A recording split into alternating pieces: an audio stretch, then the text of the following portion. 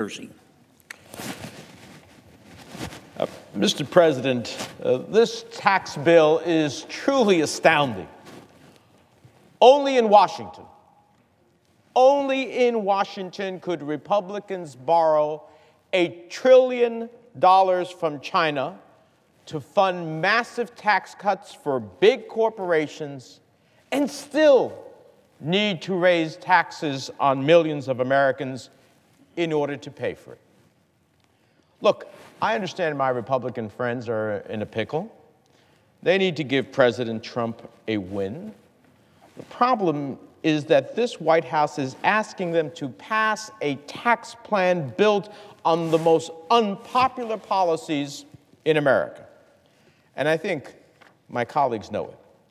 They know that after all the American people have been through, the financial crisis, the Great Recession, decades of wage stagnation and soaring education, housing, and health care costs, after all of this hardship, cutting taxes for corporations, taking health care away from 13 million people, and raising taxes on the middle class isn't exactly a recipe for winning the hearts of voters, let alone a strategy for building a more dynamic, inclusive, and prosperous economy for all Americans. So yes, Republicans are in a tough spot. They know that if we had a sensible campaign finance system, policies this disastrous would spell disaster for them in 2018. That's why they designed a tax bill that has nothing to do with simplifying our tax code, nothing to do with growing the wages of American workers. I appreciate my friend from Alaska talking about growth. I'm all for growth. But first of all, I want to see growth in American wages. And it's really hard to have growth when you take $1 trillion or more and add it to the debt of the next generation and think you're going to have growth when you're saddling them with greater and greater debt. It has nothing to do, this bill, with creating jobs and everything to do with pleasing corporate special interests that fund their campaigns. So that's what brings us here today. That's how Senate Republicans are on the verge of trying to pass massive tax cuts for corporations that will be permanent. They don't have to worry about it. It'll be permanent. Paid for, however, by raising taxes on working families and saddling our children and grandchildren with trillions in debt. Now, I know that some of you at home might wonder, how does the GOP get away with parading this bill around as a middle-class tax cut? Well, it's because they're using smoke and mirrors to dupe you into thinking you're getting something of a tax cut. These so-called deficit hawks, they passed a budget that gives themselves permission to add $1.5 trillion to the national debt by 2026, only short 9 years from now. So long, however, as they don't add a dime to our deficit the year after, in 2027. And isn't it nice if you could be at home and just give yourself permission to go ahead and add, an enormous amount of debt and not worry about it? No, well, that's what they do. But here's the problem. It's damn near impossible to permanently slash the corporate tax rate from 35% to 20% without hiking taxes on millions of average people. I call it inconvenient math. That's why Republicans offer some families tiny, temporary, I underline temporary, tax relief without owning up to the fact that Cinderella's chariot turns into a pumpkin really fast. By 2019, Americans who make under $30,000 a year will be financially worse under this plan. By 2021, Americans earning $40,000 a year will be worse off. And by 2027, anyone earning less than $75,000 a year will get hit. Now, I'll admit they've found some pretty clever ways to pull off this con job. First, they end the state and local tax deduction and force millions of hardworking middle-class families in states like New Jersey to pay taxes twice on the same money. These families aren't high rollers. In fact, 83% of New Jerseyans who claim the state and local tax deduction make under $200,000 a year. As a matter of fact, nearly half of them make under $100,000 a year. So I'll say it again, ending the state and local tax deduction is like one giant hit job of middle-class families in states like New Jersey. And my constituents can't afford to subsidize the rest of the country any more than they already do. And speaking about some of these comments, earlier this evening, my colleague, the junior senator from Pennsylvania, said on the Senate floor that the state and local tax deduction is a subsidy to states like New York and New Jersey. He said, and I quote, "I don't know how it could possibly be fair to force my constituent who lives in, say, Dauphin County, Pennsylvania, why they should pay more in income taxes to subsidize someone who gets to live in a multi-million-dollar condo in the Upper West Side of Manhattan," close quote. Well, that hypocrisy is just amazing to me. Far from subsidizing successful states like New Jersey and New York, there are states that are actually taker states. They get more than they send to the federal treasury. In fact, according to the Rockefeller Foundation, on average, each resident of Pennsylvania takes nearly $1,500 per year in federal benefits, more than they pay in federal taxes. But even if the Rockefeller Foundation is wrong, let me go and read part of a letter sent by some of the very county executives and elected officials who represent Dauphin County. Here's part of a letter they've sent to their representatives. As county elected executives representing Pennsylvania's counties, we are writing to express our deep concerns with proposals to eliminate deductions for state and local taxes as the primary funding offset for federal tax reform. And they go on to say, across the state, meaning Pennsylvania, more than 1.8 million households claim the state and local tax deduction for a total of $32.24 billion. We're particularly concerned that the loss of the state and local tax deduction will harm middle-class homeowners and overall property values. Without the state and local tax deduction, our taxpayers, Pennsylvania taxpayers, would be doubly taxed. Such a policy is contrary, I'm reading from their letter, to the intentions of our founding fathers and overturns the precedent set in the Civil War income tax imposed by President Lincoln, and again in the original federal tax code of 1913. There is strong rationale why the state and local tax was included as one of the original 6 federal tax deductions. Simply put, the state and local tax deduction is not a special loophole, but instead a core principle of fiscal federalism that should be preserved now. That's the letter, and there's more to go on, but signed by a series of individuals who are elected representatives in Pennsylvania, including those who represent Dauphin County. So every year, successful blue chip states like New Jersey and New York and Virginia contribute billions of dollars in tax revenue that goes to Americans in less productive, lower income states. And now Republicans are trying to take even more. Well, we're sick and tired of it, and we want our money back. In fact, I'll make a deal with you. Since you claim to not support states subsidizing other states, how about you send all of the federal tax dollars you receive above and beyond what all of your taxpayers pay to the federal government, and you transfer that back to my state of New Jersey. I'll make that deal with you right now. Sounds like a deal?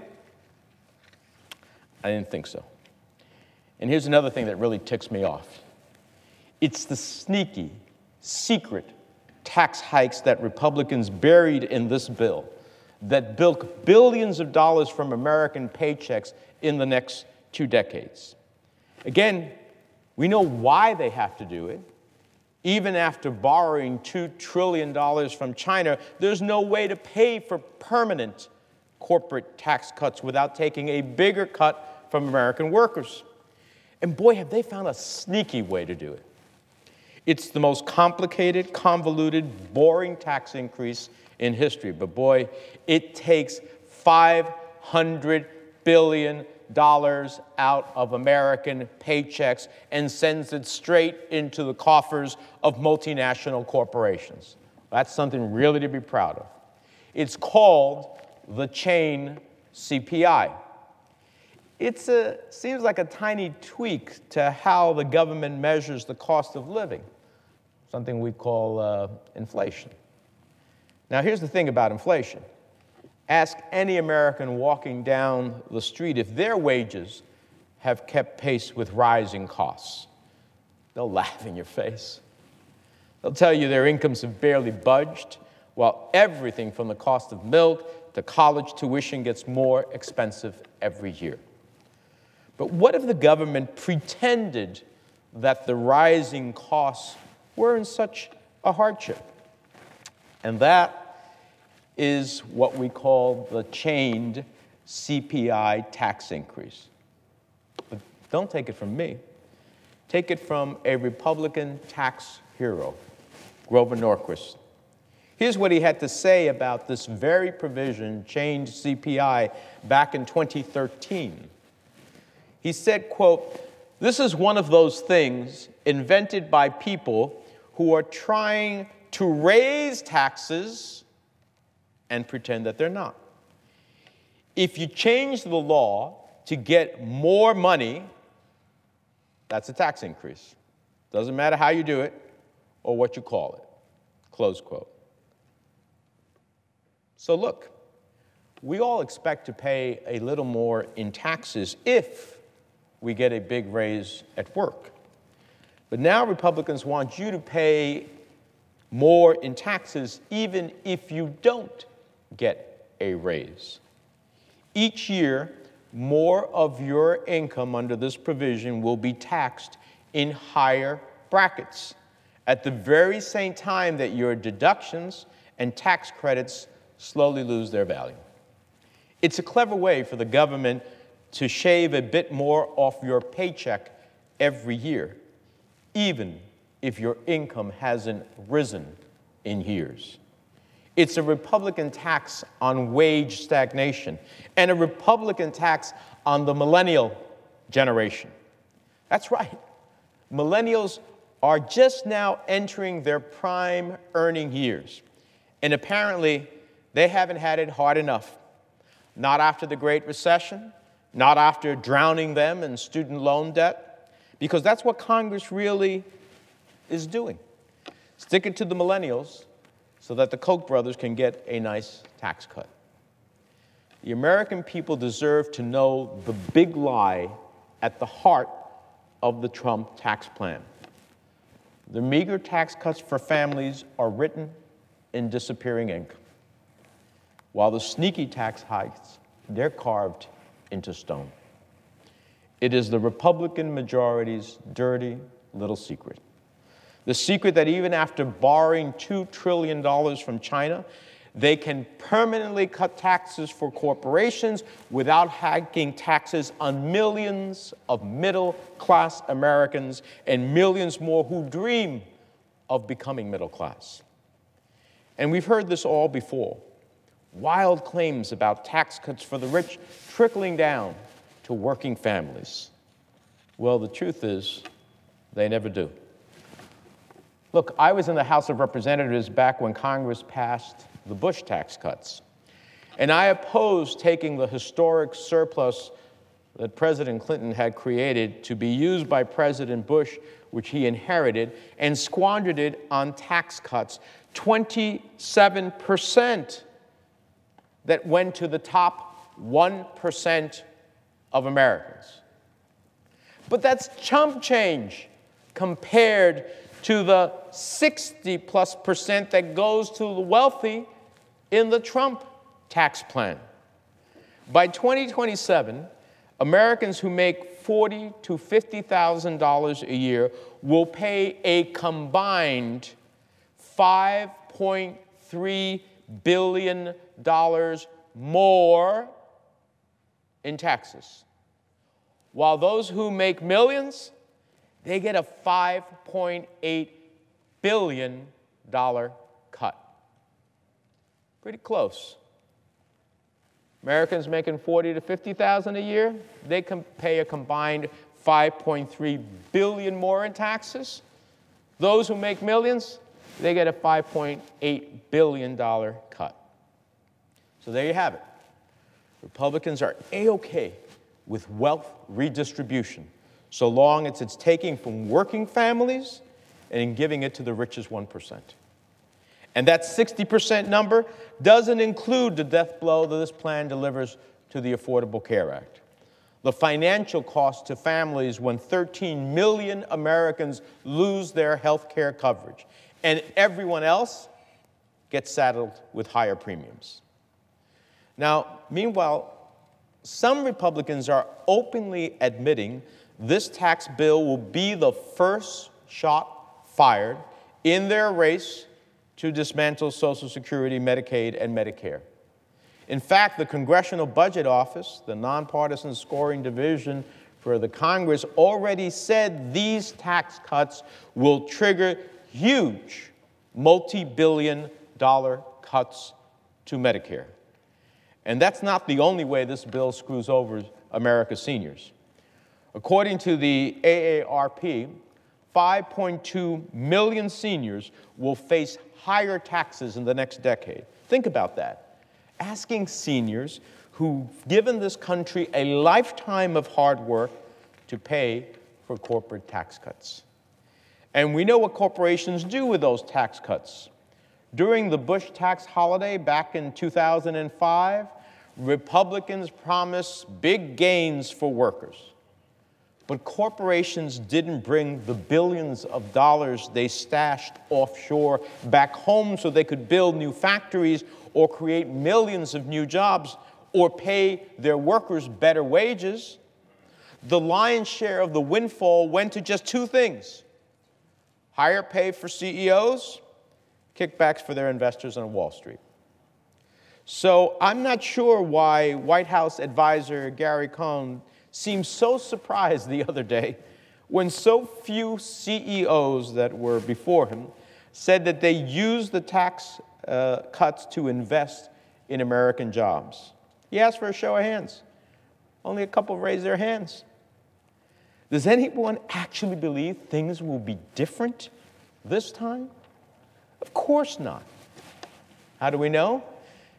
Because unlike my Republican friends in Congress, corporations cannot lie to their shareholders about what they plan to do with the $1 trillion in tax cuts. Their CEOs are openly admitting this windfall will go straight to Wall Street.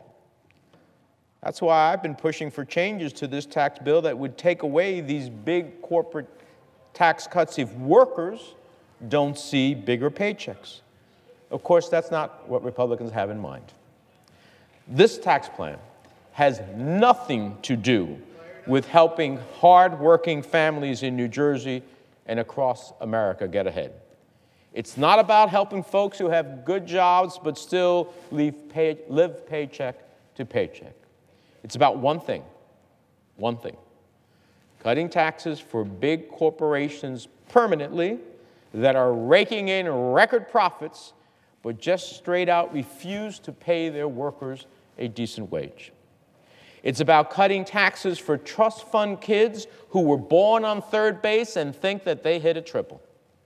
It's about paving the way for massive cuts to Medicaid, Medicare, and Social Security, and bankrupting states of the resources they need to invest in education, in infrastructure, in public health, in creating the growth for opportunity for all. These are the backwards priorities of this legislation. Tax cuts for big corporations, wealthy campaign donors, paid for by taking a bigger cut out of workers' paychecks and saddling our grandchildren, like my granddaughter Evangelina, with $2 trillion in debt. The only people who come out on top in this legislation are those who are already sitting at the very top. So much for draining the swamp. This is about as mucky as it gets. So I hope my colleagues come to their senses and put the brakes on this terrible tax bill. We can have tax reform that is bipartisan, tax reform that can be permanent, tax reform that creates stability, tax reform that creates growth, not just for companies, but growth for American workers' wages, and that creates a better economy for all. But this deal, this is a bad deal for the American people, and they deserve much better. With that, Mr. President, I yield the floor and observe the absence of a quorum. The clerk will call the roll. Mr. Alexander.